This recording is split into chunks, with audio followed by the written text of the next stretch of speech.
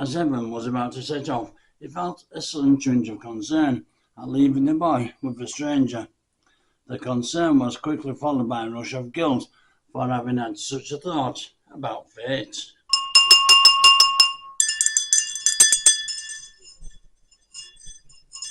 Chapter 18. There are only two things which a mortal can change about their past. Evan's desire to visit the past had become increasingly intense since first seeing the sign which had signified that it may be possible to travel back there. After all, fate had manoeuvred him back in time. Or has he brought my young self forward? Evan wondered. Either way, I'm sure he could take me back 4 or 5 years. And then a terrible realization had a word with his awareness. Not Woody, he cautioned him. Think about the effect that finding out now would have on the boy. Evan nodded. Not Woody, he concurred. He then thought it may not even be possible for Woody to travel back in time to Evan's past, which was not, in actual fact, Woody's past as yet. He thought that he would choose the road to the past anyway and see what fate said regarding Woody's travel arrangements. Fate knew there was no point in Evan trying to go back to the past in order to change things. He knew that there are only two things which a mortal can change about their past: their thoughts and their feelings. He also realized that at the moment there was no point in trying to convince Evan that it was a bad idea, as there were some lessons on their journey which he needed to learn for himself. There are other lessons, though, which he needed to be taught by example, by fate, or by some other entity.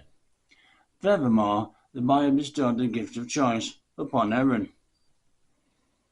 So perhaps, thought fate, he would see how it all played out in the same way they had left Woody to his own devices for a while when dealing with temptation.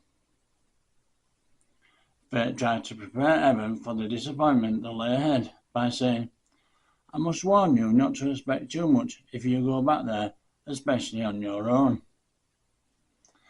Are you not coming? Evan queried, relieved that his young self would not be with him, thus preventing him from becoming aware of matters which he should not be exposed to any earlier in life than was absolutely necessary.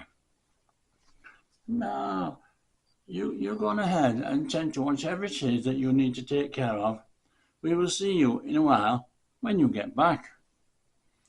Evan was pointing at some rooftops that he could see over the brow of the hill in the road.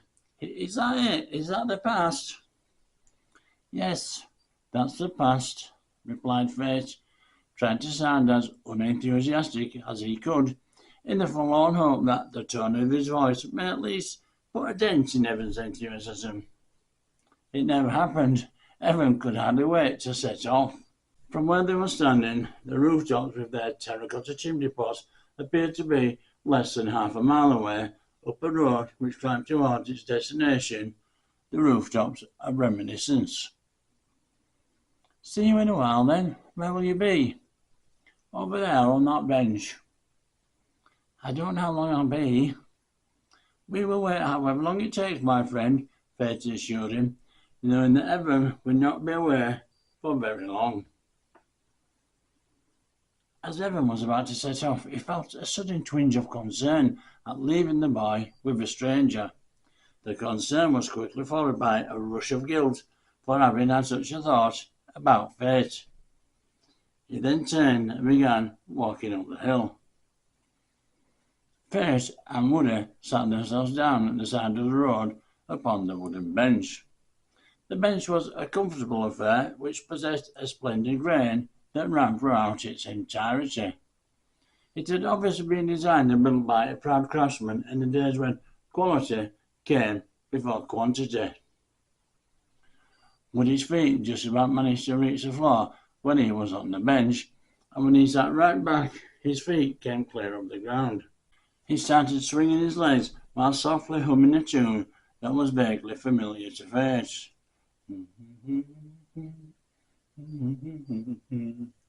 After a short while, the leg swinging began to annoy Fate, And to make matters worse, Fate could not quite get a handle on the tune that was still being hummed. Something about "my only sunshine" was all the words that came to mind. It was not long before a combination of boredom, tiredness, and a look from Fate compelled the youngster to stop. Attentiveness and tiredness began fighting for supremacy until fatigue became the victor. Would he turn to Fate as though seeking his permission to concede defeat and take a rest, possibly a short nap? Fate raised his arm. The boy accepted the invitation and snuggled into the chest of Fate, whereupon he fell gently to sleep.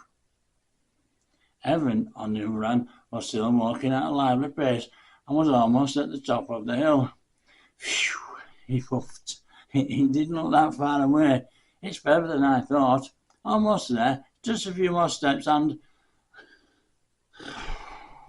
His spirit sank as he reached the brow of the hill. What the... He was taken aback at the sight that confronted him. No way. He sighed and closed his eyes. He waited a moment before opening them again. As part of him, probably his calf muscles and his hamstrings, were hoping that the view would change.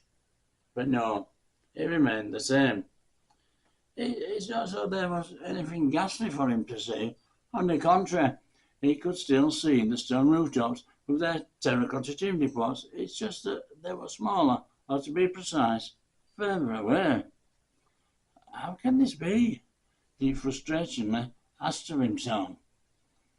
He agonized over his two choices. Turn back or press on. Give in or persevere. I'm not giving in, he declared. And so he set off down the road towards the brow of the second hill and the place named the Past. After walking for what seemed a disproportionate distance compared to how far he had walked up the other side, he finally reached the dip in the bottom of the road that turned his descent into an ascent. He began to feel as though he was not getting anywhere and wondered if he had taken the wrong road. I bet this is the road to nowhere, and that's why Fate hasn't bothered come walking on it with me. Evan carried on walking and carried on conversing out loud. I wonder if Fate let me come up this road to teach me one of his lessons. I wonder what it is this time. He stopped to rest his legs a while and wipe the sweat from his brow.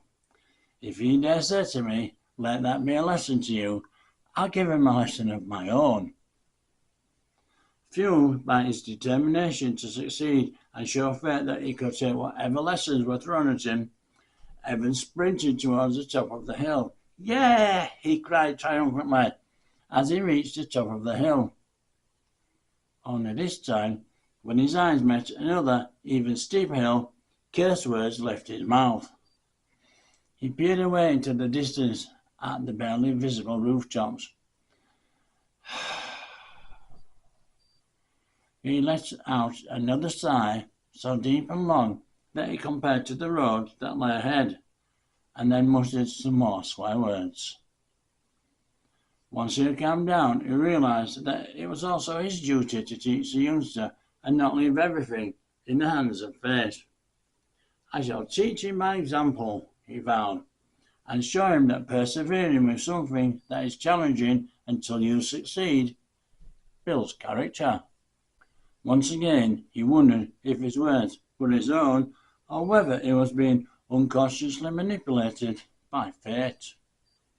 So, determined to set himself a good example, he fired himself up and decided that the quickest way to reach the bottom of the hill would be to run there. He set off jogging rather than sprinting, so as to keep control of his balance. Unfortunately, the gradient of the hill was greater than Evan had at first thought. Gathering momentum, he advanced with ever-increasing speed as his strides were growing longer and longer. Inevitably, despite Evan's determination to stay upright, his increasing velocity got the better of him. As one foot tripped over the opposite leg, he overbalanced and his face advanced towards the surface of the road. As he fell through the air, his mind's alertness quickened. Conversely, his physical environment began to strangely slow down, and Evan became acutely aware of his surroundings.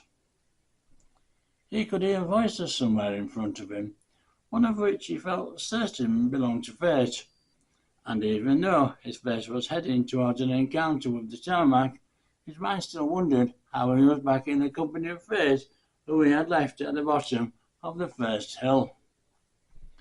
There were other voices too, another male, and a further voice which sounded female. The male voice sounded fine and distinguished, like the voice of an elderly gentleman.